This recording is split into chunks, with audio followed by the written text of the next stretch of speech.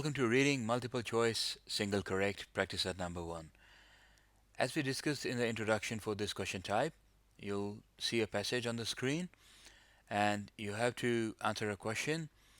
You'll be given a number of choices, and out of those choices, one of them will be correct. So you have to pick the correct choice. Now, it's the reading section, so there'll be an overall timer for the whole of section. There's no specific time limit on each particular question. For our practice though, we'll use a timer of 1 minute, but at any stage, if you think you need more time, you can always pause the video and come back to it once you have completed the question. All right? Because it's perfectly fine on some of these questions, you might spend 2 minutes. That's entirely up to you as long as you keep, reasonably within the time limit. Okay, let's go to question number 1.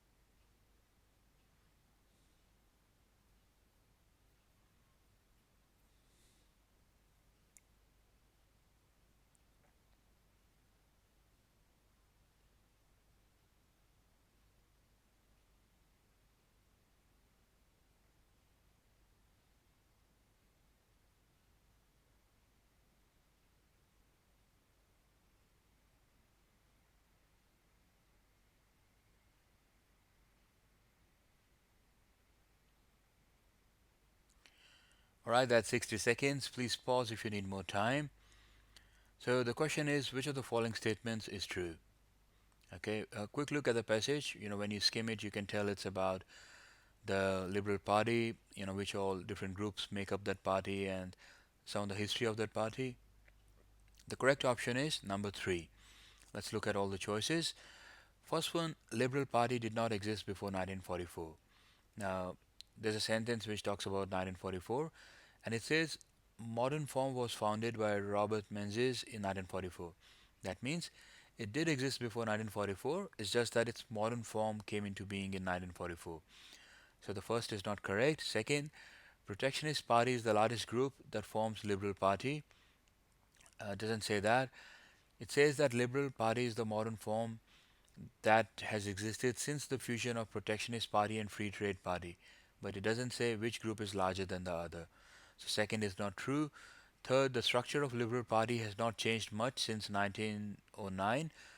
That's correct because it says came into being in 1909, and although this group has changed its nomenclature, changed its name, there has been a general continuity of MPs and structure between different forms of the party. So that means the structure has not changed much since 1909.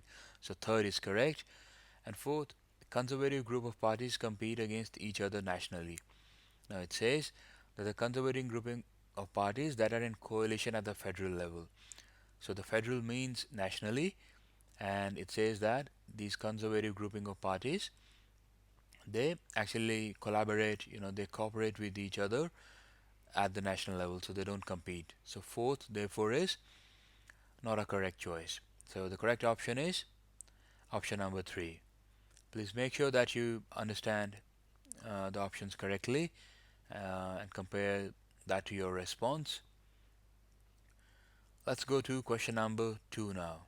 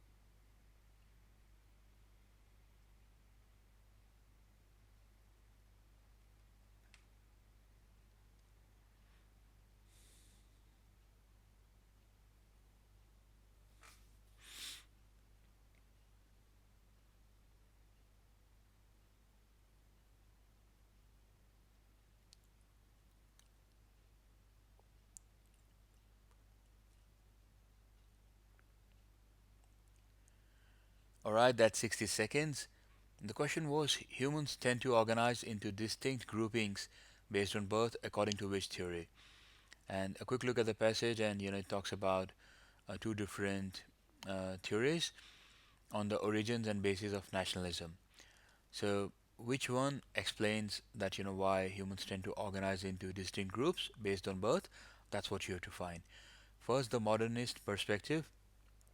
So, that's described in the last sentence. That the other is the modernist perspective that describes nationalism as a recent phenomena that requires the structural conditions of modern society in order to exist. So it doesn't tell that uh, humans tend to organize based on birth. It says that certain conditions they need to exist for these groupings to happen. So that's not correct. Second, political perspective. So uh, political perspective is mentioned that from a political or sociological perspective, but it's not a theory. There are two theories, uh, the primordialist and the modernist. So the third one, the primordialist perspective, that's mentioned in the second sentence. One is the primordialist perspective that describes nationalism as a reflection of the ancient and perceived evolutionary tendency of humans to organize into distinct groupings based on an affinity of birth. So that sort of explains that, tells that humans tend to organize into groups based on birth. So that's why it's a correct option. The fourth, sociological perspective, again, that's a viewpoint, but that's not a theory. So that's not a correct option for us. So the choice is option number three. Now make sure that you understand it correctly. Let's go to question number three now.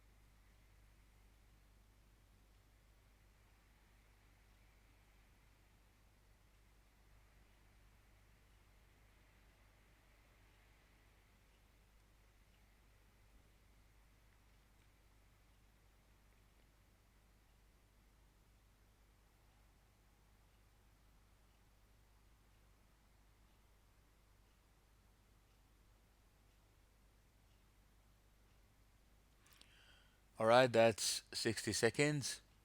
The question is, which of the following statements would Johann Gottfried Herder agree with? Okay, so you have to look in the passage and try to find, which of these statements they are similar to what he has said based upon the passage. Now, the correct option is the first one. So the first option is loss of patriotism is worse than the loss of all material wealth. And you can tell this from the third sentence, which says he attached exceptional importance to the concept of nationality and of patriotism. He that has lost his patriotic spirit has lost himself and the whole world's about himself. So that means that is something that he would agree with, because he says that has lost the whole world's about himself. So that means that the loss of patriotism or the patriotic spirit, it is worse than the loss of all material wealth. Material wealth in this case compared to the whole world. So that the first option, that's why, is the correct. Second, every creed should have a patriotic prophet. Now it doesn't say anywhere that that is something he said. They do say that he was a prophet of this new creed, which was nationalist, but he didn't say that every creed should have a patriotic prophet. Third, nationality and patriotism mean the same thing. He didn't say that either, so that's not a correct option. Fourth, human beings who are not perfect are anti-national. So he said that every human perfection is national.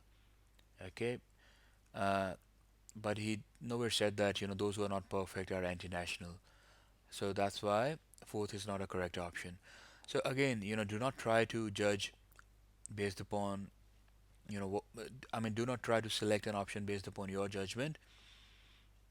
Someone may say that if he says, in a certain sense, every human perfection is national, that means that, imperfection is anti-national. So that's not the same thing, right? So it's like saying that uh, e- every achievement, every human achievement belongs to the whole nation. Right? That's one statement. And saying that every crime belongs to the whole nation, that's entirely different thing. So let's not try to compare those. Okay? So don't make your own judgment. Base your answer choices entirely on what's there in the passage. So your correct option is the number one. Please spend sufficient time understanding the passage and why we are picking the options here. Okay, let's go to question number 4 now.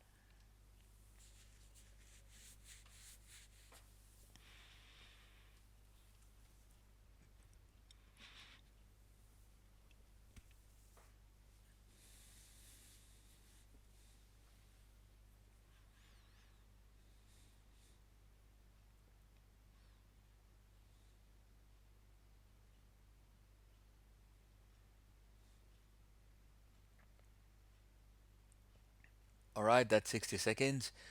The question is, a student looking for an affordable but premium laptop in 2013 would go for which? So that means, essentially from all these choices, you have to find out which one is affordable for a student, which one is affordable. And the last sentence of the passage says that the MacBook brand is the world's top selling line of premium laptops. So that means that, one of the MacBooks is the correct option. So that's why we eliminate the first option right away. The correct choice is option number three. And if you look at the third sentence in the passage, it says, positioned as the low end of the MacBook family, below the premium ultra portable MacBook Air and the powerful MacBook Pro, the MacBook was aimed at the consumer and education market. So it's premium, it's positioned at the low end means it can be affordable, and it was aimed at the education market from where a student would come. So that's why third is your correct option. And because it says that the uh, MacBook Air it's premium and MacBook Pro, that's also at the top end. So second and fourth, that's why they are not our correct options.